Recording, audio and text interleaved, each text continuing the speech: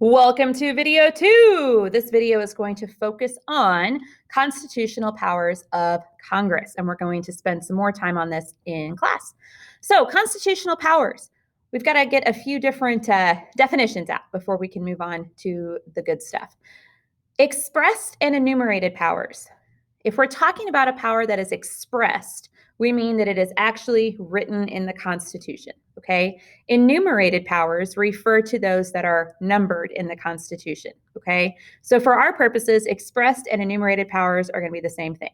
So these are things that are directly stated in the Constitution. So if I would go to the Constitution, flip back to the section on Congress, I would look at that and I would find these are the specific things they can do, okay? Next, we've got implied powers, and this should be ringing some distant bells from first semester. But implied powers are those that are not directly stated in the Constitution, but we can kind of figure out that Congress needs them, okay? So as we talked about in our last video, can Congress make a bank, right? That was what the whole McCulloch v. Maryland thing was about. Can Congress make a bank? Well, it's not expressed in the Constitution, but can we kind of figure out that Congress needs that power? Yeah, so that would be an implied power of Congress, okay?